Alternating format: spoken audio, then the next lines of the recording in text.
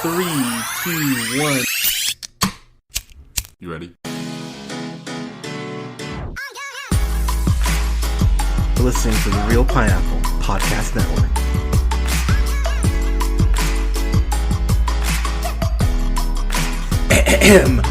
Good evening, everybody. Well, good morning, actually, in this case. It's, yeah, dude, 9 in the morning, man. And I got a rare Friday off, which, holy crap, celebrate. I am. Good times, come on. Dude, seriously, man. I woke up this morning, I was like, oh, thank God I'm off today. But this is your humble host, Hunter, here. This is the Real Pineapple. And I am joined by fellow podcaster, contributor, content creator, generous lover, a jack of all trades, if you will. You can catch him on his podcast, On the Fly of KJ and OJ on SoundCloud. OJ, good to have you, sir. Hey, good to be back. How you doing, man? Oh, you know, I got my coffee, and I'm a little high, so I'm good. Oh, yeah, dude, right? I will say I am not a coffee drinker. I do prefer tea. But, dude, Dutch Bros, man. Dutch Bros has some good stuff. Yeah, man, this has a little extra kick to it, so I'm all about it, man. What is it that you got? The 911. Okay, nice, yeah. Because in case of emergency, break glass. There you go. It's a fair call. Yeah, good to be back, man. Thanks for having me. Oh, dude, anytime, man. So we're reviewing... I'm dressed in all black today because we are in mourning because we're reviewing Terminator Dark Fate, and this should be the funeral for this franchise because... Yeah. Dude, I remember I told you, man, I was getting the Alien Covenant vibes from that trailer, and I was real concerned heading in. I told you I was concerned too, yeah. Man. Like, I was not digging what I saw in any of the trailers, man. And I remember you actually said, because we saw this together last Thursday, and just a quick little, a quick sidebar, if you wouldn't mind. Couple weeks, it's been about like a week and a half, maybe 2 weeks-ish since I've had a review up because I got hit with the classic winter 1-2 combo. I went ahead and got the flu because we work in an office, and you know it's like The Walking Dead. When a person gets infected, it's just a matter of time till it's you too. And then I went to this open mic night for my amazing friend Caitlin, who killed it on her poem. A shout out to Caitlin.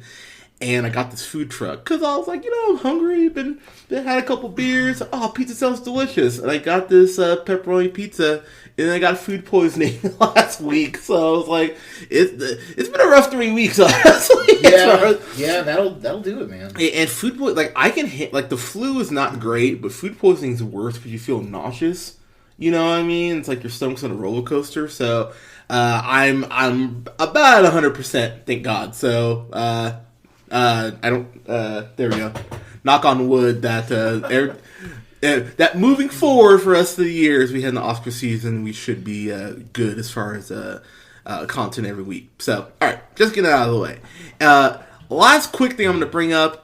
T.I., you're a terrible person. What the fuck is wrong with you? Why are you... And I don't want to spend too much time on this, but we talked about it off mic. He talked about how he has his daughter who's 18. I want to say... Yeah, she's 18. 18 now. Yeah, and how he still checks to make sure that she's a virgin by having her hymen checked. And I gotta be honest, dude, I had to make sure I wasn't reading The Onion, because I was like, there's no way that someone would be, A, dumb enough to do this in general, or B, dumb enough to say it on a podcast, with 2 women hosting it, might I add. So, before I get to him, I gotta be real, man. The people who host the podcast, if I'm a woman hosting that podcast, that is a perfect opportunity to go, excuse me? But they, laughed, that's so funny. It's like, you crazy. It's like, no, you're a fucking asshole. Why would you not check him on that? You're a content creator. Tell me if you think I'm full of shit. But and I'm sure they were just like, oh my God, we got T.I. for our podcast. But if you say something that insane, wouldn't you think someone would say, one of them would spoke up? Well, I don't... I guess the big question is how was the response to that?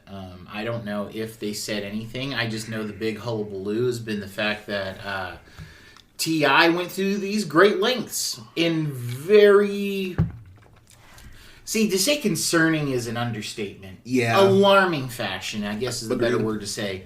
And, T.I., that sucks, bro. It really does. And I say that in a very half sarcastic sense, in the sense that, like, goddamn, dude, that's fucked up. You should be ashamed of yourself and like, damn, man, I like you. But, damn. No, I have so much T.I. music on my phone. I went to go... so I hit shuffle, and a T.I. song came on, and I was like, nope, can't listen to it. Like, can't do it, man. Yeah. Like, right now, I'm just like, dude, you... And the thing is, there's not been... Like, if I'm this publicist, I'm like, god damn it, dude. Like, this is one of those, like, break emergency glass. You need to come out and fucking apologize like a motherfucker. You need to do a fucking press tour. Seriously. Because the fact that he is not... apologize, because Twitter, shockingly, has not been kind to the fact that he not at all is being very controlling about his daughter, his adult daughter, might we add, and it just, come on, T.I., like, come on, dude, and I gotta call it his, I gotta call his inner circle to a point too, because I highly doubt that there was no point where there's no way this didn't come up at some point in conversation. Yeah, I get that. Like, through even as like wacky as it is, and he may even know it's wacky, like, I could see him like spilling this kind of thing when he's had a few too many. Exactly. So, I mean, I don't know, man, but yeah, he's... So yeah, T.I., dude, you gotta do better, man, and actually let your adult daughter be a fucking adult, and pressuring her into signing away her rights so you can see like her medical records and shit. That's some single white female shit, man. That is some like yeah, dude. I was real disappointed, man. I mean, but you know, he did do Chris' song with Chris Brown, so why am I surprised? But yeah, which you know, but. Sorry, I heard about that. I went, I gotta bring that up because that's absurd to me. So I will say, the women in this movie do get better treatment. As if that's hard in this movie. So I'm gonna start off by talking about who won't like this movie. So I think if you're one of those guys who is hating this quote girl power movement unquote. You know, if you like one of those people who hated Captain Marvel because you're like, it's a girl saving the world, brr. Like, you can't save the kitchen or some shit like that, or if you hated Wonder Woman, I think this will be, because this is a very female-centric, very female focused film. Yep. So I don't think you'll like it if you're one of those guys. Technically, it's solely female focused. Yeah, really. Because the two main men are fucking machines. Yeah, and you don't get Schwarzenegger till like the last third or right before the final act. 2, if you hate Mexicans, you will hate this movie because there are Mexicans everywhere, and if you're a Fox News, like you contribute to Fox News, or you think Fox News is always telling you the truth, I think this will be the most terrifying thing you've ever seen. Because I know Fox News always tells you that Mexicans are coming for your jobs, and oh man, your wife's outside gardening, Mexican, like you know the way that Fox News tells it, you know, with their crazy graphics, you know, they love those. Yes, but I will say, man, the T1000 in here, or as Fox News probably call him, the T1000. What exactly is he again? It's something like weird. It's like T800X or some shit like that, or like 1000X, something like that. I can't remember. Mega Man X, right? Dude, at this point, it might as well be. You know what? They might as well introduce Mega Man. Actually, that might save the franchise. They introduce Mega Man, but so I would love to see an animated Mega Man movie. Oh, I would. That would be badass, dude. Yeah, I would be totally down for that. But James Cameron is back for the first time since T2, and I will say I didn't watch T2 going into this. You did. I literally, just for context, guys, I finished T2 like Sarah Connor gives her last line with the road shot, right? Yeah. As soon as the music kicked on, I turned that shit off, ran down to the theater. You were already sitting there. I still got a snack and a drink. I sat down during trailers. Yeah. And barely made it. So this movie was so fresh in my mind, Yeah. And I'll be honest, dude, I haven't watched T2 in probably about like 3 months, and I still hated this. Like when people were saying it's the best sequel since. So this is what's interesting. It's called a Rev 9. Rev 9, okay. Yeah. So how do I put this? Some people might say this is the best Terminator since Judgment Day, but somehow this is still my least favorite Terminator sequel, if that makes sense. Yeah.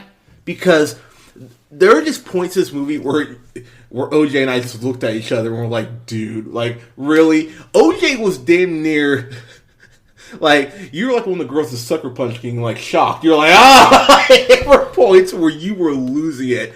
But full disclosure, that last 30 minutes, OJ will tell you, I was squirming on that seat. I was, like, face-palming it. I'm like, guys, you cannot be this. So we both... I'm really happy we're there for each other. Right. Because there are these pockets where we were both just like, how did someone put this on film and go, yep, totally works. Like, roll it out to the masses. Because, and I'll say it right now, if you think this is better than Joker, you're an idiot, and I never want, like, you need to tell me if you think this is better than Joker, because I never want to talk to you about film again. Because I can always put an asterisk by what you think about a movie and go, oh yeah, you're the guy who thought this was better than Joker, cool. and I can get a giant grain of salt to take your opinion away, because... I think I leaned over to you during this. I try to remember the exact scene. I want to say it's when they introduced Arnold. Yeah, it was. Like, with current Arnold. Yes. Because there's the opening of the movie as well, which, yeah. So let's jump to that real quick. So the opening of the movie is, and I'll give him props, man. The de-aging on the Linda Hamilton for her Sarah Connor part there was fucking surreal. I was like, whoa, okay. And then that may be the best de-aging I've seen. It might be, man. Like, I was like, oh, wow. Like, it actually caught me off guard. I went, oh, they filmed something right after T2. I'm like, nah, this is de-aging, and it looks pristine. And then John Connor, and I'm blanking on the dude who plays his name. Eddie Furlong. Thank you. And I will say... His de-aging looked like, with how they put him together for being still younger. Oh, no, it looked great. Looked really good. Here's what's frustrating. This is Jurassic Park Fallen Kingdom all over again, because they say, hey, John Connor's back, and he's back for about 1 minute. Yeah. Because he gets killed by another T-800, which, and this is where the movie from Jump, I went, oh man, like, I whispered over to OJ, I was like, I got a bad feeling about this, because we're 5 minutes in this movie, and Sarah and John just went through this whole thing with Schwarzenegger's other T-800. They get through the war. They prevent Judgment Day and all that. And this is set a year. This particular scene's a year after what Judgment Day should have been on. Correct. And they're in the tropics somewhere. Yeah, some tropical island, and it snaps that movie out of existence and out of relevance in about 5 minutes. I just went, cool. It's an Alien 3, honestly, and I just went, oh, okay. I don't know if I think that's fair, man. Because I don't hate Alien 3. I really don't. Mm-hmm. I'm not saying it's great. I'm not saying I think it's way better than 4. I agree with that, and I think it's better than both Alien vs. Predator movies. I agree with that. I would choose to see. Like, I'd watch Alien 3 over this. Oh, absolutely. Heartbeat. I'm just saying, though, as far as, like, really taking the first 2 movies and really putting a giant, like, dent in them as far as an opening scene, that's what this made me. This is what made me think of that. I still would watch the shit out of Alien 3 over this. Do not misunderstand. Yeah. But as far as, like, I remember the first time I saw Alien 3 and I went, all right. Like, I'm not thrilled with that decision from Jump. But at least Alien 3 had a couple pockets where I went, oh, okay. This, and I'll be curious to kind of pick your brain on this. There was so little I liked in this movie. And I'm actually more upset the more I think about it after a week. Because we reviewed this for your channel. But just looking back on the experience, man. I don't want any more of these. I really don't. And they clearly set this up for a new trilogy. So basically, Skynet is prevented. And I think that's what kind of bothers me more is that if there's any chance to go a different route from what they did on the prior films, they gave themselves an out here. But then they just go, well, it's not Skynet, it's called Legion. And so I'm like, you're in the same basically time paradox that you gave yourself an out to escape from. So what's the fucking point of you even doing what you did to start off this fucking movie? It's like, why? Like and when I started putting that logic to it, I went, "Oh wow, this movie really is pointless," and it shouldn't exist. Linda Hamilton being back, I will say, that's my favorite part about this movie because she was always missing from the sequels. Her and James Cameron were married, right? Yep. And he cheated on her with Kate Winslet. Yep. On the set of Titanic. Yeah, well, so I'm gonna throw this out there right now. I guess the marriage sank too. Terminated the marriage. Yep. So I gotta say this about James Cameron. He is fascinating to me because there are several James Cameron movies I adore. He was a producer on Alita, and I love that film. Yeah, I know you love that film. I enjoy it. I don't love it, but I enjoy the hell out of it. I think about, how he worked on Lita. I get why people... Actually, that's a lot. I really, I understand visually why people like Avatar. The story, for me, outside of Stephen Lang, I don't get it. I think, what's his name? Sam Worthington is just like... He's the color beige if it could be a person. Like, he's so bland to me, it drives me nuts. So I Go ahead. No. I just wanted to say, because I do really much enjoy Avatar. I don't love it. I don't think it's the best film ever made. But I want to say that the Sam Worthington thing, yeah. At least he's blue most of the time. So, I mean, you don't have to see, you'll probably see better expressions that way in the CGI than his actual face. That's probably true, actually. I really love Stephen Lang in it. I love too. the visuals. I love the score. It's one of James Horner's last big flicks because he died a couple years ago in a plane crash. Oh, that's right. Yeah, he's one of my favorite composers. He's an amazing composer. Did Star Trek 2, which is, I think, the best Star Trek score and all of that. So good. But anyway... how do I put it? I don't care that it's Dances with Smurfs. Yeah.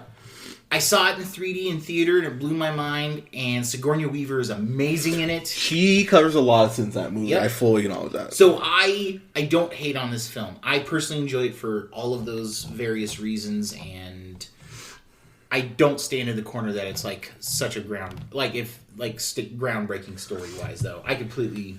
acknowledge what it's from. Here's the thing. I give it credit from visual aspect because I did not see it in theaters, and I always point that out. That was actually the third Blu-ray we ever owned, because the first one was 300, then Batman Begins. Oh no, it was the fourth one because we owned Max Payne for some reason. Mom, what were you doing? But fuck, I hate Max Payne. But yeah, the fourth Blu-ray we ever owned. And I was like, oh, okay, and I watched it, and I was like, yeah, it's Dancing with Smurfs, and fine, but. I fully acknowledge visually that it's absolutely beautiful. I will say, dude, I'm a huge fan of The Abyss. I really enjoy that movie. And between that and Aliens and the first Terminator, which is I think T2 is so good, people really do kind of shit on the original Terminator, and I'm a huge fan of the original Terminator. As am I. It's weird. So, sorry, real quick. Go. One thing I see in James Cameron's IMDb here, right? Yeah. So you see T2 3D Battle Across Time? Yeah. I saw that in was it Universal Studios. Yeah. And son of a bitch, man, that's a better sequel than this fucking piece of shit. So Cameron filmed that with Arnold, with Linda Hamilton, with Ed Furlong, is a side thing from Terminator 2 that happens. Interesting. And then back kind of into it. Okay. It's fucking great. It's not great as in it should be its own movie. Yeah. It's just a shitload of fun because Cameron again directed it as well. He's there on set. So yeah, if you can find a video of that sometime, I suggest watching that. Fair enough. Because 15-20 minutes, man, is better than this 2.5-hour piece of shit. Dude, I remember watching I want to say it was Universal Studios I went to. in California. No, it was Great America. I think it was Great America. Universal, Great America, one of the two. Anyways, but I remember we went and we saw like the Terminator live show that they did, and so like there's a kid dressed as John Connor, there's a kid dressed as Arnold. He shoots down some Terminators, gets on the bike, rides off. And it's like you're like in an auditorium and you're like right there, like, oh, this is great. And I enjoy that way more. Right. I saw an Indiana Jones one like that once. That was nice. A lot of fun. Yeah. I think the thing that's frustrating is James Cameron talks a lot of shit. And the thing is, when you talk a lot of shit, you gotta be able to back up your shit. And he was talking about like, oh, I'm back to go do this because I'm real passionate about the property. And man, you want to talk about lip service? Because I didn't feel his passion in this at all. Yeah, his give a shit button was definitely broken, man. And I think what's frustrating too, again, we were just talking about it, with Alita, it really felt like he wanted to get that off the ground and really help Robert Rodriguez out. And like I said, problems Alita aside, that is an incredibly, not just visual film, but most of the story beats for me work. And at the end of the movie, a big thing for me always goes like, does this deserve a sequel? Alita deserves a sequel. I don't know if we're getting one, but it deserves one. After the end of this, I went, I don't want a sequel to this. Yep. Like, there's no part of me that wants to see more of what you've set up. So, we talk about John Connor dying. So the movie focuses, of course, on Lena Hampton's Sarah Connor, who I will say I did appreciate the fact she's kind of like almost like Bruce Wayne in Batman Beyond. She just kind of accepted like the world is shitty, and I kind of just I'm gonna go from I'm gonna be basically female Russell Crowe fighting around the world. It just which would be the only reason I would want a sequel. If you put Sarah Connor on a boat, she just cutting Terminators. Fuck yeah! It has to be tugboat, by the way. That's not the wrestler. No, you mean the Shockmaster? Yeah, exactly. No, it has to be actual talking tugboat. But Sarah Connor, Lena Hampton, she still got it, man. And the last thing I remember seeing her on was Chuck, which was, a decade ago, probably? Something like that. Yeah. And I loved her on Chuck. I was like, oh my god, Lena Hampton, fuck yeah. And she's still a badass, man. I don't know how old Lena Hampton is, but she, I'll be honest with you, she can still get it. Like you say, yeah, dude, she's lovely. 56, so what is that? 63? Yeah. Damn. Yeah. And she looks good. She does. Looks good for 60. She looks good for any age, honestly. She gave, so you asked about, like, so very few things that you like. Yeah. She gives the one thing, the one bit of dialogue, or the one little speech that made me go, holy shit, I actually feel something, when she's talking to new Sarah Connor, Danny. Yeah, dude. About how she couldn't remember she was starting to forget John's face. Yeah, and that... that's the best writing in the movie. It really is. And as someone who's lost someone close to him, you do kind of... And I don't know if everyone has this. I will just say I've had it happen a couple times where you are so used to hearing that person's voice, and there's that day where you almost have to go back and listen to an old voice message you've had one or recording, something like that, because you start to forget it. So that really hit me in an uncomfortable spot, but in an effective spot, if that makes sense. I was like, okay. I was like, it really felt like there's almost like a punch-up writer brought in for that. You know what I mean? Because that stands out to me so much from everything else. It's like, all right. I almost feel like James Cameron himself wrote that part. He might have, man. Maybe he woke up from his, I don't know, whiskey coma or whatever. I don't know what James Cameron does. Well, isn't he in Australia filming Avatars 2 and 3? Yeah, 2.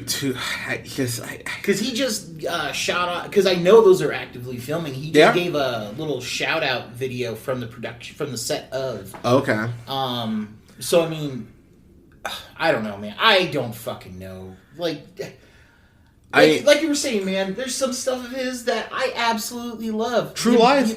Oh my god, I love True Lies. That is his most underrated film for me, is True Lies. Yeah. Because I remember I saw True Lies when I was 8, which I definitely shouldn't have. But after you see Silence of the Lambs when you're 4, it's kind of like, all right. like the wheels are kind of off here. But. So you know what I think would have been fun? Now, I'm not knocking Jamie Lee Curtis. No, good. I think it would have been kind of fun because, Arnold, of course, does, nannies. That too. Yeah. But he does, he does this movie, again, working with James Cameron. He's the Harrison Ford to Cameron Spielberg. Yeah. Look at you. Bang. You do this. You must clearly do the podcast. Right. But, how... I think the movie would have worked, if not maybe a little bit better, if Linda Hamilton was cast in Jamie Lee Curtis's part. That is an interesting... how True Lies is. Yeah. And for how Linda Hamilton goes from being skittish Sarah Connor in the first Terminator. Yeah. To really getting her bootstraps pulled up. Yeah. To being, in my opinion, the real Terminator in Terminator 2. Because she is like an effective machine in that. Yeah, man. Oh my God, if you go back, because I saw T2 before I ever saw T1. Same. Yeah. And then I was like, really? This is Sarah Connor? Like, when I go back and watch T1, the first time, right? Yeah. And I was like, really? And to see how much of a badass she is in this, it would have been interesting to see her go to not skittish as she is in T1, but to really naive housewife in True Lies. I'm just saying, I think it would have been a great casting thing, and I think it would have been a little wink to Terminator fans. And I will say, as someone who saw T2 first, you do appreciate T2 more after you see where she was at in T1. Absolutely. Because she's she's damn near a kid in that. And not even a disparaging way. She just doesn't know what the fuck she's in, And it's put in one of the more shittier situations you could possibly be put in, and they try to replicate that with Danny, who's played by Natalia Reyes. And I'm gonna tell you right now, dude, she was an anchor around this movie, man. She was sinking it like a motherfucker for me. Anytime the movie, it's not often, but anytime the movie was trying to get some momentum, man, they would cut to her for a line or for a scene, and she's not a good actress. She's really not, man. And maybe she goes to acting school. I remember, my nigga C-Tate. So I remember the first thing I saw him in was She's the Man. I remember going, God, this guy sucks. And then, he ended up getting, being like Haywire and the Jump Street movies and the Side Effects with him and, I'm blanking who else is in that movie, but Channing Tatum's actually done some really good stuff. Not that Gambit movie, but he's done some really good stuff. So I'm like, okay, man. So this is not a death sentence for her career, but as far as her first kind of big, okay, this is my chance to shine. Not a great start. So hopefully the next role's better. But something I didn't even think about until just now. So she's playing very much the house, kind of like the surrogate mom of where she's living. She's got a brother, and then her dad is, kind of almost sitcom old dad. I don't know where my tie is. Oh, and she's like, oh, it's here. And but she walks in on her brother, and I forgot to even whisper this to you because I was so confused. She walks in on her brother, and her brother's naked, and she's like, all right, gotta get ready. And she's kind of oh, you, and I'm like, what? You can't just walk in on your brother, damn near just dick out, and just go, silly you. I'm like, alright, are we not going to address that? No? Alright, cool. And the movie just pushes forward. So they work at an auto plant, I guess you'd call it. Yeah, it's essentially, yeah. Mexla. From the makers of Tesla, Mexla, and that's where they first encountered the new Terminator or El Terminado, as it were. And he's played by Gabriel Reyes, and I just actually showed OJ a clip of Gabriel Reyes from Agents of S.H.I.E.L.D. because he played Ghost Rider on there. So here's the thing: I showed you the first time they introduced him, and I remember the first time I watched that scene, I was so just happy I had an actual coherent, not dirt Ghost Rider. I was like, oh, this is amazing. You point out the eyebrow thing, which I had never really thought about. I went, yeah, that is a little odd. I'll give you that. Yeah. But Gabriel Reyes, though, he plays a great Oh my god, I'm blanking on the Marvel character's name. Oh, I should be ashamed of myself. I think it's Gabriel Reyes who's the second Ghost Rider. I want to say, or Robbie Reyes. I think it is. That sounds right. I don't know. Yeah, I believe it's Robbie Reyes. Anyways, but you get to see him. He's basically trying to take care of his little brother, who's handy capable. And you see him just like taking care of him, being like a caregiver for him, and you get to see him really act in those scenes. You're like, okay, dude, this guy's got something. They gave him nothing in this movie, and it really bummed me out because he is just a less fun Robert Patrick T-1000. Yeah. And, I made the joke to you during the movie. I'm like, dude, they just call him the whatever-nator because whatever they needed him to do. Like, there's a point where he's able to basically create a duplicate of himself where, you've got the him in his, human body, and then you've got, like, the black part of him, which I guess is like the exoskeleton. They don't ever. He's like a T-800 and T-1000 combined. He's got the T-800 like very similar endoskeleton. Yeah, and then he's got the liquid metal version of the T-1000 as his outer, and it's. I mean, interesting in theory, but my god, the CG on that thing was fucking terrible. This movie had a $185 million budget, and it does not look like they. Well, 150 million was obviously done for Sarah Connor's de-aging. Dude, oh. No, I'm just saying, man. Like, well, Linda Hamilton is looking a little old in the tooth, but a little bit, but she looks good though. But I mean, like, what they did with the de-aging was fucking fantastic. But yeah, man, maybe $100 million that was for Cameron's divorces. Maybe I do. Okay, so I think we talked about this on my show, and I want to bring it up here. Yeah. One of the things I always held against Terminator 2 is you don't see the T-1000's vision ever. Yeah. It's like one of the very few things I've nitpicked about T2. Okay. Other than that, I think it's fucking brilliant. Yeah. In this, you get to see both the, Rev 9, and then, of course, Mackenzie Davis. Who plays Grace, which... Dude, why didn't they just make her Terminator? Yeah. Like, it was just a really weird... So, she plays like a... They go back to the Salvation well, and she plays a soldier who's injured in combat. And I will say, dude, if they ever do... they do show, like, a little bit, maybe 5 minutes of the, quote, war, unquote, the new version. And if they ever do a Gears of War movie... Tim Miller should direct it, because that one little bit I went, oh, this is a Gears of War movie, like, right, you know what I mean, like, when like I remember watching when I was watching District 9 and thinking, wow, this looks like Halo, the weapons, all that, and you find out it was supposed to initially be a Halo movie. You're like, oh, that makes a lot of sense. Okay. She should be in the Gears of War game, or movie. She does the action stuff really well, but she gets injured on the field, and they go like, "Oh, we gotta save her," and it kind of fades to black.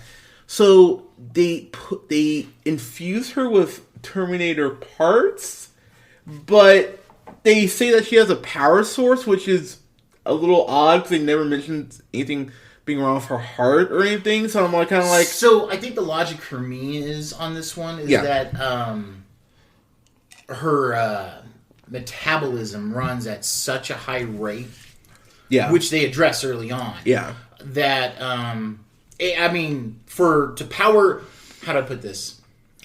For the metabolism to run, it's got to have, like, an extra kick to it. You know what I mean? So, I mean, I imagine a power source... makes sense. Yeah. And if there is something I will give the movie credit for, the fact that they don't just have her as this unstoppable machine that she has to kind of go in spurts with it, kind of like a meter you fill up. I went, you know what? That's actually decently clever. I'll give you credit on that. It's just weird the way they use it, because it's used like once, maybe twice, and then the rest of the time she's just like God mode basically. So it's kind of like, all right, you kind of addressed it, but only kind of, sort of, so...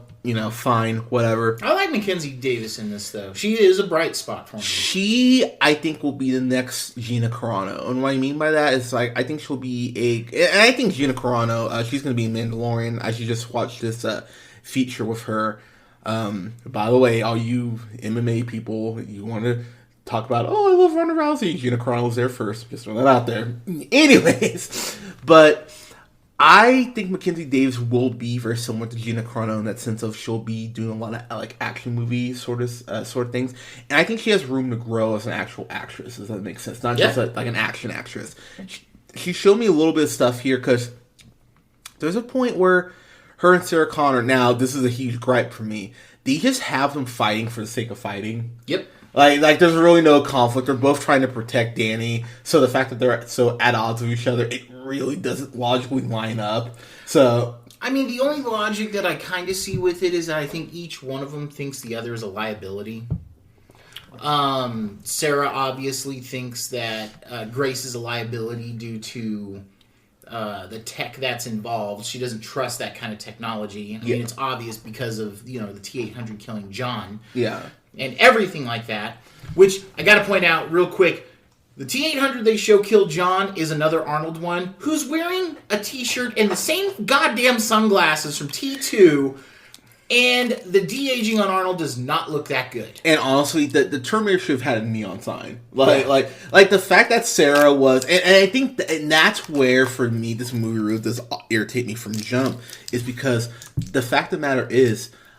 Sarah just went through all this stuff, and the thing that makes her so effective is that she's always ready. She's always aware of her surroundings. So the fact that she would just be so... Like, she looks up and sees him walking up to John. So the fact you don't see her immediately, like, charge at him, she freezes, essentially, and allows John to get shot not once, but twice. And I go... Stunned disbelief based on how T2 goes? Yeah, I mean, that's possible. I mean, I don't know. I think it makes her look weak, to be honest, and that was actually a real big issue I had. Like, even if they had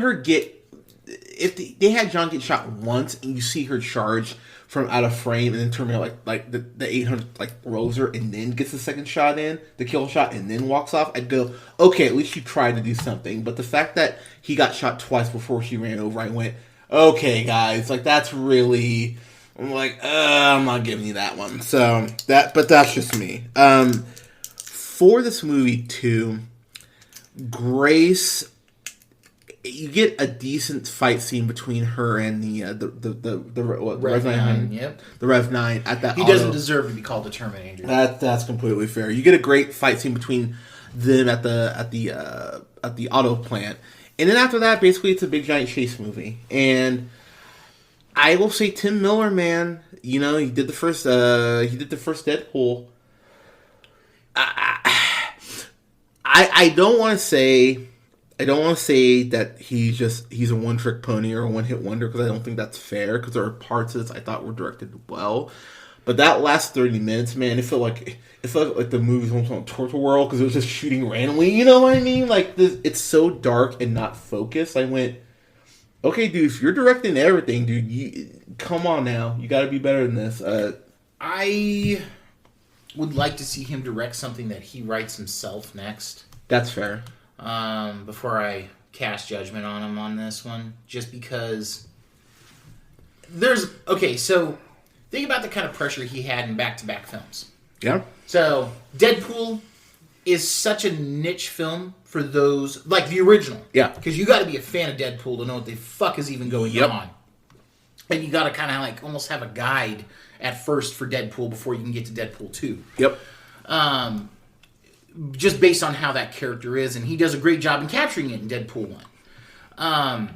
But there's tremendous pressure there to live up to fans' expectations. This is the same exact fucking thing. But I'll tell you right now, I've had a week to think about this, man. This reeks of hands from the studio. Yes, it does. It feels like, I'm going to say this, man, because I've been thinking about it. The whole Arnold thing feels like the studio said, he has to be in here.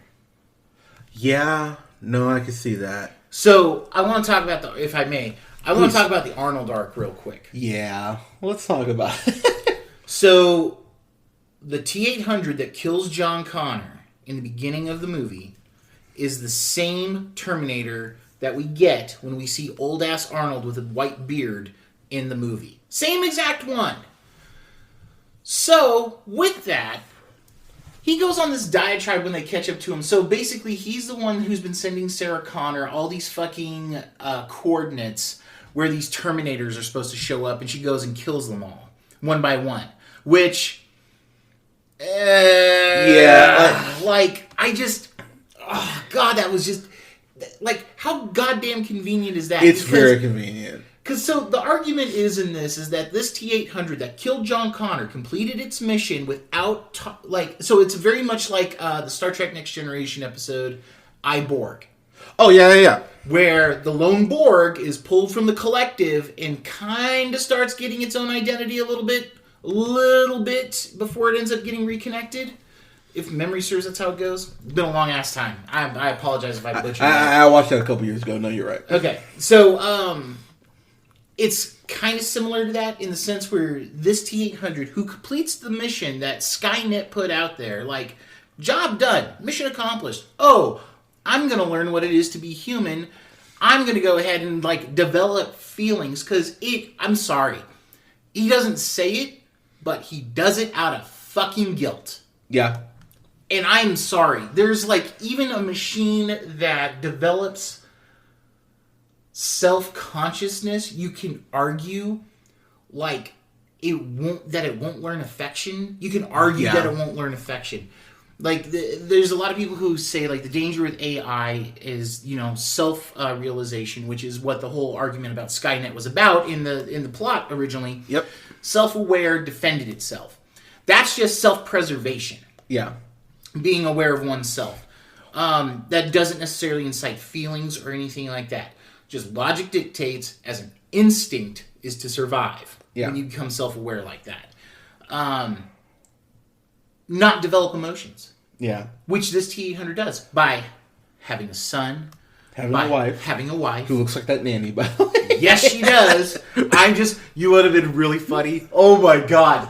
Oh god, this would have been funny. So, you cast that lady as the wife. Oh. You get Arnold's... No, not the nanny. You cast the same lady as the wife, right? Okay. You hire Arnold's son that he has. Oh, the kid! Oh, that would have been amazing. Oh, I would have laughed my ass off. Dude, his son is big as hell, man. Oh, dude. Like, I saw those Instagram pictures of you doing the Arnold poses. I was like, holy shit. I was like, hey, props, man. I mean... Yeah. Clearly got some of your dad's genes, Clearly, yeah. Your mom, he could be... okay, so I'll say this. Did you ever see the Terminator 2 little thing, tribute that he did? Yes. Damn convincing looking. Yes, it was. You say you don't want a sequel. I don't. I would not be opposed to a remake of the original. Okay. If his bastard son is cast as the Terminator. And the reason I say that is that Terminator speaks very little. Yeah, true. It's T2 where the machine is well more laid out. Yeah. You could cast him in that. You got some young actress to be the right Sarah Connor. Yeah. And then the right action dude to be the new, what's his name? Oh my god, what is that character's name? Kyle Reese. There we go. Yeah, and just remake that, man. Make it a horror movie that way and fucking run with it. Think how badass, like, if they took a little bit of liberty with the T-800, how badass they can make that look with current CG. I mean, you're not wrong. Here's the thing that frustrates me about this, is that, I just watched Batman 89 recently. I need to buy it on 4K. A very underappreciated comic book movie now, might I add. Not better than Master of Phantasm, but anyway, but you ever seen where Joker's throwing the big giant parade, That's what they pretty much did for James Cameron. Like, James Cameron's back as producer. Woo! He's gonna save everything. And, dude, for all the shit he talked about Wonder Woman and all that, dude, this is something you created. This is something you helmed. Where the fuck would you care, dude? Sorry. It just felt like one of your marriages, you're kind of like, oh, whatever, it'll solve itself, right? No, you need to fucking... You need to fucking try, motherfucker. And so all that shit about, like, we learned our... You know what it reminded me of? It reminded me of that third Transformers when Michael Bay got raked over the coals for Revenge of the Fallen because, racism, and he was like, oh, I learned my lesson, don't worry. The third one, no racism at all. And I'm like, motherfucker, you goddamn liar. But where in 3? In 3, when he had because the third, wait, maybe it was the fourth one. I can't. After the second one, they all kind of blend together, but he had those, robots that are, slapping hands. That's all in the second one. Is that in the second one? Yeah. Okay. That's all in the second one, because that's the same one where you see Devastator's balls. Okay. Oh, that's right. That was on the pyramid. Yeah. There's something in the third one. I'm blanking on it, because there is still, it's not as bad in the second one, but there's still that shit in the third one. Damn sure in the fourth one, because they have the Mexican chick that they're working with. Maybe that's the fifth one. Fuck it, never mind. I'm going down a rabbit hole. Anyways, but it's like when these producers or these directors go, oh yeah, we learned our lesson, and then it's the same shit. You go, why? At some point, we have to blame ourselves because but you know what I mean? Because it's like that person you're dating who's cheated on you 3 times, and they're like, come on, maybe I'll learn, and then they cheat on you 5th time, like, asshole, why did you do it? It's like, well, you keep letting me get away with it. Why would I try now? At some point, we have to give ourselves part of the blame. And Terminator is one of those franchises. I remember I saw Rise of the Machines in theaters. I think that would have put me at 13, maybe. And I remember watching it in theaters and going man, I didn't love that. Christina Loken? Yeah, something like that. Yeah, the girl who plays Blood Rain. Not bad to look at, but not great in that one. Not great in Blood Rain either, but but then again, Blood Rain's a terrible fucking movie. I think I'd probably rather watch this than Blood Rain than this, to be completely honest. At least I could look at Christina Loken if I'm being at my most Dude, I'd rather watch Aquaman than this. I would too. Yeah. I fucking hate Aquaman. I fucking hate Aquaman. Yeah, you do. You hate it more than I do. I'd rather watch The Spirit than watch this. Yeah, me too. I'd rather watch Jonah Hex than watch this, because Jonah Hex is 80 minutes. Yeah, exactly. See, oh god, you know me so well. Exactly. It's barely enough to qualify for a motion picture, but the last part, I don't know if I'd. So my big thing is I don't know which one I'd rather watch, this or Hellboy. I'll be honest with you, I can't answer that. I can't either. They're both on equal footing. Because I remember Hellboy. You didn't see it with me. I was really happy. There were only 2 other people in the theater when I saw Hellboy, and I remember just there's a point where I just yelled Dennis into the pillow during Mac Day. I was why is this so bad? And there were multiple points sitting there watching this, and I went, how is this so fucking bad? And they're both based on things that I enjoy. I'll say I love Terminator more like Hellboy, but I've read actually a decent amount of Hellboy through Dark Horse and all that, and I actually like Hellboy quite a bit. And those first 2 Hellboy films, I really enjoy. I actually do need to own. Why don't I own those? I should own those. But for as much shit as James Cameron's been talking about how and Alita being so fresh in my mind, so that was earlier this year. Yeah. I'm how did the fact that he was a producer on these 2, it's insane to me that you have something that's so far in the good to great section, and then it was almost like he went, oh, I have to balance the scales. So but you know what I mean? I do. And the shit part is, he has a story credit in this. Yeah. And he has a story credit and screenplay credit. For Alita. So clearly he's good when he gives a shit. It's confusing to me. So I'm saying right now, he might be the Randy Orton of filmmaking. And for those of you who don't know wrestling, Randy Orton is this wrestler who some people think he's just the greatest ever. He's not even close, by the way. But when Randy Orton cares, he can put on an absolutely classic, great to classic match. James Cameron at points, man, when he gives a shit, I go, damn. When Cameron hits, he hits. But when he misses, he misses. And this is a swing to hit a home run, and you hit yourself in the back of the head with that sort of miss. And the last 30 minutes of this movie, and I remember we never reviewed Venom together. I wish we would have, but the last 20 minutes or so, the last big action fight is very dark. It's hard to tell what's happening. It's okay. If you think that's hard to tell what's happening, Oh my god, the last fight scene in this movie, Yeah. where they're fighting in that Jeep. Oh my god, like, dude, OJ and I, we were like, what, 5 rows back, 6 rows back? We were pretty close to the screen, and oh my god, we needed binoculars like we were at a fucking play and see that shit. like it's insane how dark lit everything is, and it to a point where you are kind of squinting at points to actually see what's happening. By the way, bullets don't shoot underwater the way it shows in the movie. Oh my god, do they ever not? like that was something I was like, alright, physics, like, I know I have to let physics go at points, but I was like, oh, you can't shoot a gun underwater like that and have it. Alright, fine.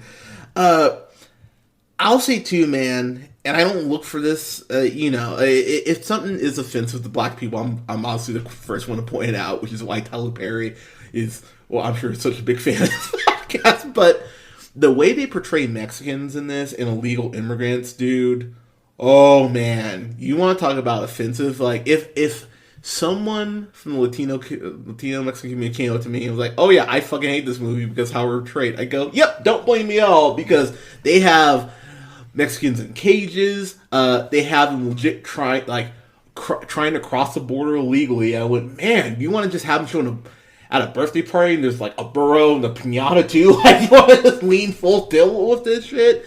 Like there's Corona that everyone's drinking. Like, yeah, like it's insane the stereotypes they have in this. And one of the big action scenes they have is they have the T-100 or T-1000, pardon me.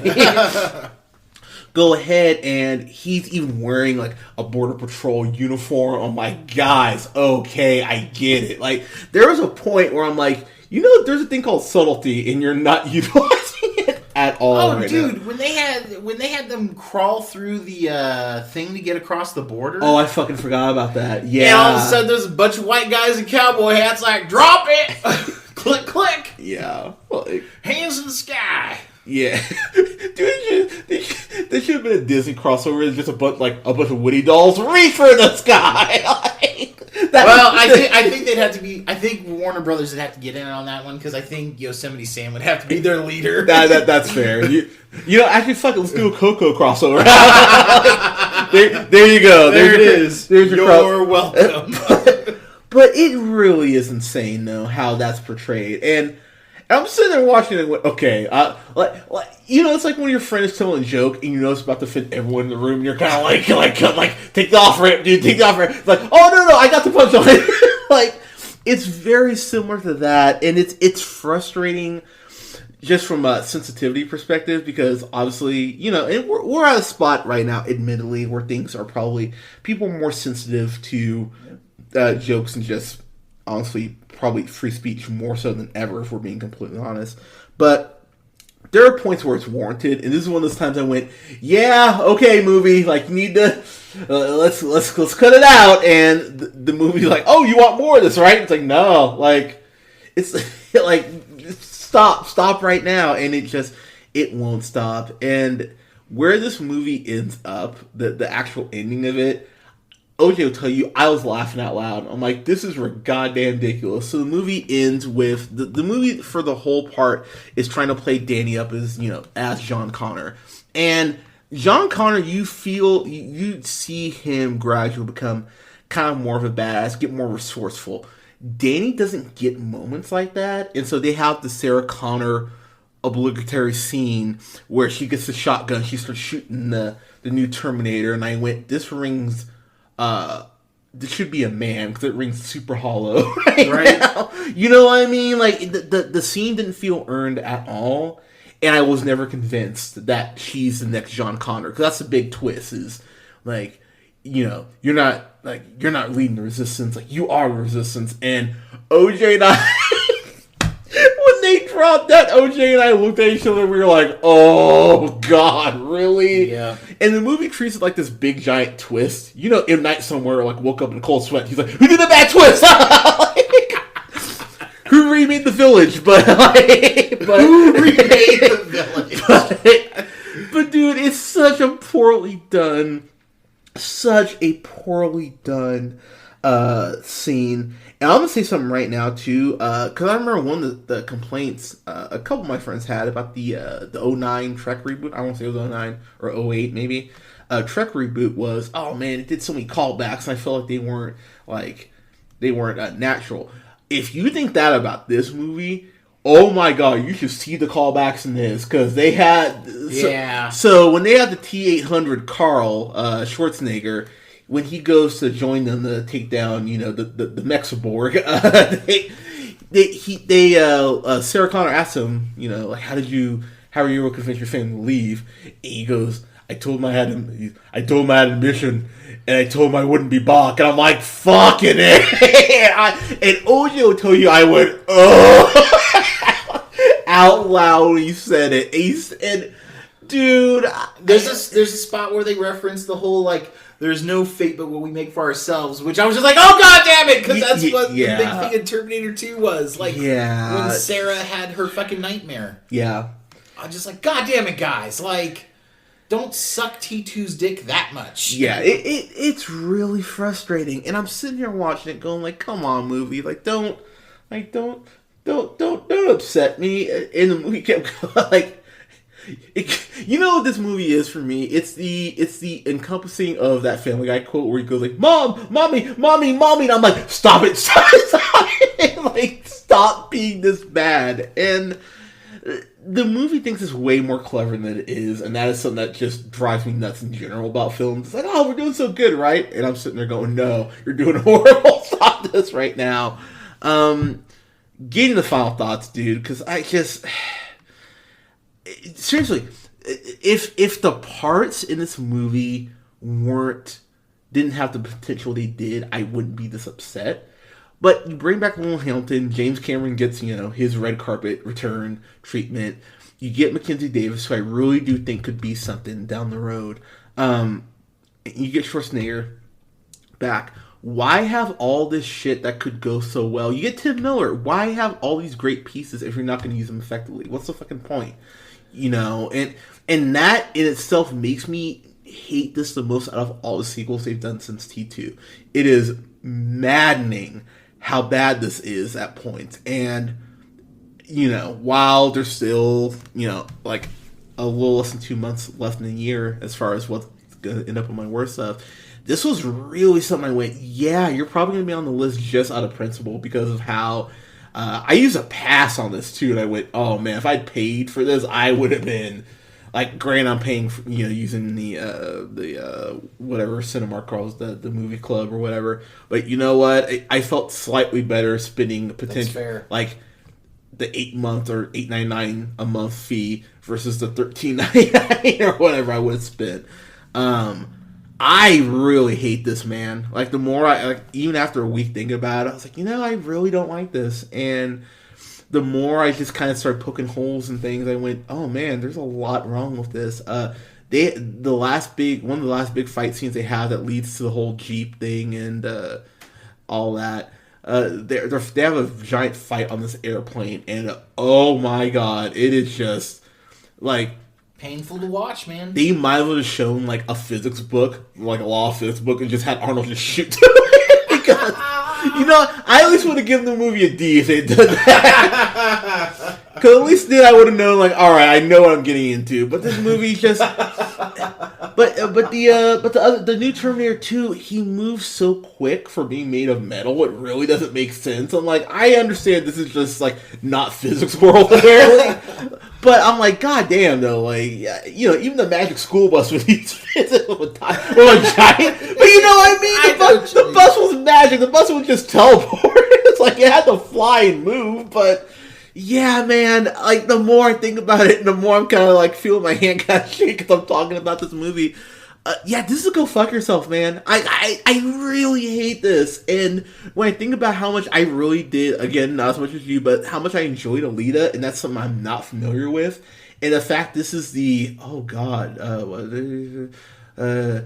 the fifth Terminator sequel. Because T2, Rise of Machines... Salvation, Genesis, and then this one, yeah. God damn, there's 6 of these movies. Seven technically. because we T3, Salvation, Genesis, this one, and then Terminator 1, T2. Okay, yeah, so 6. 6 of these movies. Yeah, only 2 were good. Yeah, and 33% are good. Like, that's great for playing an MLB, and that's your hitting percentage. But, dude, just honestly, and this needs to be said, some things do not need to be franchises. It is just that simple. And this is something I just, if you want more Terminator outside of T1, T2, watch Sarah Connor Chronicles. If you can find that old Genesis game, the arcade game, I love that arcade game. They actually have that at the one spot. Oh, do they? In the mall. Yeah. Where I'm gonna play that. I'm gonna play the shit out when we go. But, dude, it's frustrating how, like, don't make any more of these. Just leave it alone. Can I just can I heal? Can I just not? Can I heal? And I'm sure, and I'll tell you right now, they could have taken some of this $185 million and given it to Schwarzenegger to just voice the T-800 in fucking Mortal Kombat. Oh my god, dude! And that's and I was sitting there just thinking about it. So yeah, I actually hate this more. Think about that fact. I do love the idea of having the Terminator in a Mortal Kombat. Oh, absolutely. But yeah, I heard it sounds nothing like Arnold. It doesn't at all. So, which is a bummer. Yeah, go fuck yourself. Hate this movie. Yeah, go ahead, man. All right.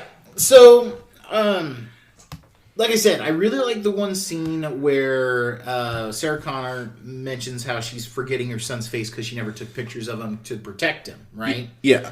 And I was like,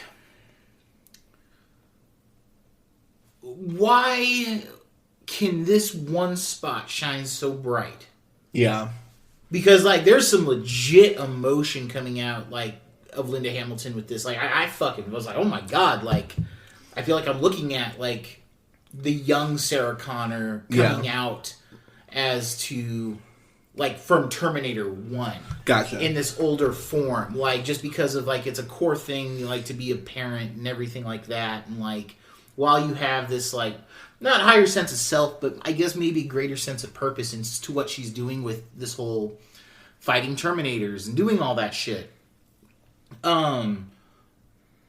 With all of that, in the end, she's still a mother, and she still saw her son get shot in the chest twice.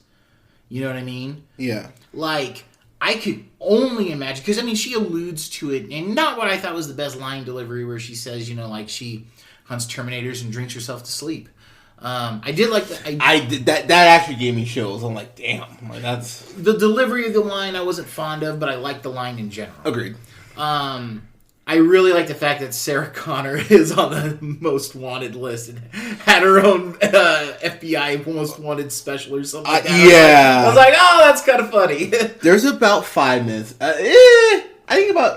say 8 minutes of this movie I enjoyed. I think that's about where I'm at. Yeah, I really do like the opening scene, the very opening scene, where the Terminators are coming out of the water. Yeah. That was well done. Yeah, I do like all of that. So, that being said, it's not enough. It's just not even enough to give it anything but a go fuck yourself. Yeah, man. I get it, man, because like I said, that first auto plant fight scene, I went, oh, okay, and there's nothing that even comes close to that. I remember just going like, oh, all right. I will say though, I do want to give the movie credit on one thing, man. I think it was ballsy to kill John Connor. I agree, and I don't knock it for that. Okay, I think that's actually the smart move, since you argue that Judgment Day has been prevented. Yeah, like. Still dies, and I don't even care that. So how do I put this, man? I thought it was the easiest out you could take was to say, oh well, Skynet sent multiple Terminators back. It was like, well, motherfucker, like, come on now, how many were actually sent back? Yeah, but I don't not like the decision to kill John Connor as a kid. Okay, for what that serves as a purpose in terms of. Like, Sarah did all of this for nothing. Like, her son's still dead. Okay. You know what I mean? Like, but 3 billion lives for the sake of her son, because I think that's the sacrifice, right? No, yeah, exactly. My complaint with Jean being killed is like the way, like if Danny had been a dynamic character, I would be like, okay, this softens the blow a lot. But since she's not, I do hate the death because it didn't lead to something good. Oh no, I get that. I do get that. I'm just saying I don't hate it because I think for what it means, it doesn't it doesn't bother me for that. Okay. Like, yeah, I don't know. It just doesn't. I don't know. I'm not wording it right, but it doesn't uncheck a box for me. I was like, that's fair. That's ballsy. That's ballsy movie. Kudos. But yeah, James Cameron, dude, give a shit next time. Dude, these Avatar movies better be good because if this is a precursor, man. And the big thing I really hate this movie for, this might have killed that Alita sequel, man. Because this apparently is going to lose upwards of $100 million. Which honestly deserves to, by the way. But now, if I'm a studio, I'm like, oh, why would I give you and Robert Rodriguez money to go ahead and make an Alita sequel? I think that's going to hinge on fucking Avatar, in all honesty. It could. It honestly could. But I hate now that this did him no favors in that department. Like, so Avatars 2 and 3 are dropping a year apart. Correct, yeah. 2022 and 2023, I believe. I think that sounds right. 2021, 2023, according here to IMDb. So, yeah. All right. Yeah. But, we'll see. I will say we'll see, because, dude, he's been talking about these fucking things, like, it's like the Great Pumpkin of movies. I'm like, dude, you've been talking about these for a while, so I will believe it when I see it. I think we'll get the Avatar 2. I think we'll get that in 2022. I think it's going to get pushed back a year, personally. But, sorry, go ahead. No, I think you're right, man. I think it will as well. If he's filming now, man, with... How do I put this? I don't feel like it's going to be streamlined. The post-production can be streamlined enough. Yeah. I really don't. That's fair. I think this is easy a 2022 sort of... Yeah, I mean, maybe like Christmas 2021. Maybe. Yeah, I can see that. Because didn't the first one came out around Christmas time. Yeah, so I can see that. I can see maybe late 2021. But it's... Yeah, December 18th, 2019. 2009, yeah. So yeah, I mean, that could work for them in the end. Yeah, but it's... Hopefully it's better than this, man. Because this bummed me out. I'm gonna be completely honest. Same. Because I went in going like the trailers, as you say, weren't lifting your kilt or lifting my kilt, and so I kind of went in going like, all right. But this is like last I checked, it was a 70% on Rotten Tomatoes. Which how the fuck is that 70% on Rotten Tomatoes? I think a lot of people hated the previous sequel so much that they were like, oh, this isn't as bad as that. Well, that's where I disagree with you. It's fucking worse than that. Oh, God, it's a 72%. How is that? Audience scores at 84? Yeah, that's wrong. That makes no fucking sense. Yeah, I'm sorry. Audience and tomato meter, you're both wrong. Because... Damn.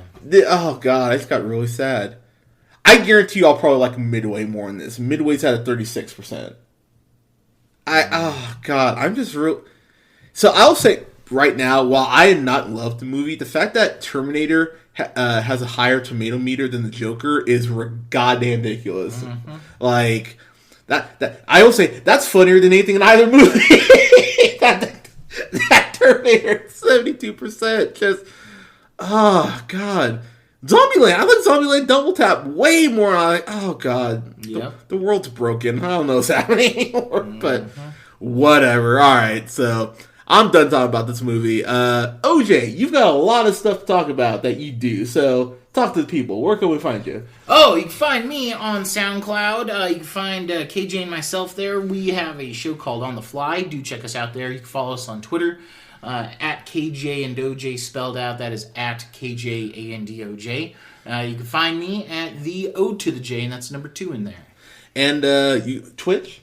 Oh, right. I'm so sorry. I haven't been on lately. I've been working on getting some new stuff set up to have a way more diverse streaming selection. But my Twitch handle is at O to the J. There you go. There you go. Sorry. No, you're good. You're good, man. But so last quick question. I want to just ask you a gaming question.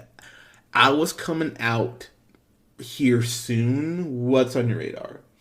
So Death Stranding came out today. It did. Yes. Mixed reviews.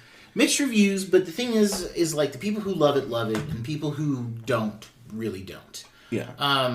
I'm waiting. Black Friday, maybe get it, or well, I'm gonna wait for KJ to play it honestly, because she loves Hideo Kojima and he makes some great stuff. Yeah. But at the same time, I'm curious to hear what she thinks on it. Like, there's some people that say it needs a sequel. There's some that says the last thing it needs is a sequel, and that's not because of like lack of quality. They're like, it's so good it doesn't need one. Yeah. I'm curious if that's the case because this is Hideo Kojima's first real like AAA title since his split with Konami. Yep. And so that's the thing. Luigi's Mansion just came out, and that's got some really good reviews. Luigi's Mansion 3, yeah, I'm gonna pick that up at some point. But Outer Worlds is pretty badass. I'll be playing some more of that later today. Nice. Maybe I'll hop on and do something like that directly through the Xbox if it lets me. But yeah, so yeah, that's some stuff, man. Everything's coming is next year, man. Yeah, well, I know you got Doom Eternal. Oh God, yes. Oh, that was supposed to come out like in 2 weeks, but I remember. Back 6 months. Yeah, which to you know what? To June or March. Oh, okay, that's not horrible. 4 months. Yeah, that's not horrible. Yeah, no, it's not horrible. I'm totally okay with that. But yeah, new consoles next year, man. Yeah, so I will say I'm getting PS5 because new Spider-Man will be on there, so I will have a PS5, and I'm replaying Spider-Man right now on New Game Plus, and I fucking adore that game. But it's a great game. I will pick up Doom Eternal because I'm an old school Doom. Have you played 2016? I have not played that one yet. You can get that for dirt cheap on PlayStation Network. I might get that then before. You should. It's so much fun. I just bought The Evil Within 2 because my friends were like, dude, it's a good game. I was like, all right. And so it's kind of like Resident Evil-esque, but that was on sale for $10. So I'm like, yeah, sure. But I went through recently. I've been replaying a little Injustice 2. And that's a great game. Fucking love Injustice 2. But guys, if you go ahead and watch OJ on his Twitch, who knows? You might see a hunter on there. You might see my face. Ooh, but I don't. Damn. I don't know why I did the scary sound, but I stick with it. But I stick with it. Stand by it. But guys, thank you so much for listening. You can find yours truly on the Twitter at JHunterRealPineapple. You can like us on Facebook at The Real Pineapple. Thank you. We got a bunch of new likes here in the last week, so thanks for that. You can follow Colin on Twitter at TheReelOneal. That's REEL O'Neal. You can follow Scott on Twitter at Nearmanthefirst. I've got a real busy. We're gonna have a lot of content coming up next week. So in the next. In the next roughly 9 days, we will have a review up for Gemini Man. I'm reviewing Dr. Sleep tomorrow, or Dr. Strange Sleep, as I call it, with Chrissy and Allie. You've heard Chrissy on reviews for Hocus Pocus and The Love Witch. You heard Allie on reviews like Halloween and Captain Marvel. So they're going to be stopping by, talking Dr. Sleep with me. I'll review up for Last Christmas. I'll review up for the John Cena future Oscar winner playing with fire. Damn. Yeah, we'll probably like Razzie winning, but I'll review up for that, and I'll have a review up as well here in the next week for the Lighthouse and for Harriet. Not the Spy. Well, she's kind of like a spy. I mean, she kind of is. I mean, you know what I mean with what she's doing. She's being all sneaky, like trying to rescue some people. If Michelle Trachtenberg has a cameo in that would be the most brilliant. Oh my god! Because some kid heard that, they're like, Harriet. They're like, the Spy. It's like, no, the movie by Harriet. I'm looking for Michelle Trachtenberg like Waldo. Like, where you at, Michelle? But next Thursday actually on the that'd be the 14th, I want to say. I'll that following weekend or next weekend, I'll have a review up for you. The Twilight Zone Anniversary Spectacular, which I'm going to see. I'm hyped to go see that. Dude, I'm hyped for you because I would love to go to something like that. Like, I'm really, that's, as you guys know, Twilight Zone's one of my favorite shows of all time. I love that show. And I'll review up next weekend for Charlie's Angels, which, well, hopefully it's better than Starsky and Hutch. Like, we'll see. But I mean, do you really hope that? Dude, like I said, I enjoy the first one as much of a guilty pleasure as is. The second one is of mixed quality, to be sure. This new one, I'm just worried because Elizabeth Banks is the director, and the last thing she directed was Pitch Perfect 3, and I hate Pitch Perfect 3 with the passion of the Christ, so I just don't want another Pitch Perfect 3. I really don't. So, I mean, I like Naomi Scott. I really like Naomi Scott, and I like Kristen Stewart. So, and Patrick Stewart's in it, and Jimon Montu or Mustard, whatever his name. Mustard. The brother from Guardians of the Galaxy, Captain Marvel, and Blood Diamond. Love him. Oh, that guy. He's in it. So I'm like, okay, there's a couple dudes in here. Guys, I like here. So maybe, but I will say I am not excited for what I've seen, but. The theme song, that "Don't Call Me Angel" song, that's one of the most confusing music videos I've ever seen in my life. It's if you have not watched the music video for the Ariana Grande, Miley Cyrus, Lana Del Rey, why Lana Del Rey's on that song is just very confusing in itself because that's not her music style at all. But whatever. But I watch that music video if you haven't yet. It's very much a cluster, but it's the most entertaining cluster I've seen in a while. But guys, thank you so much for listening. We'll have reviews up here soon, and we'll talk to you guys soon. Take care.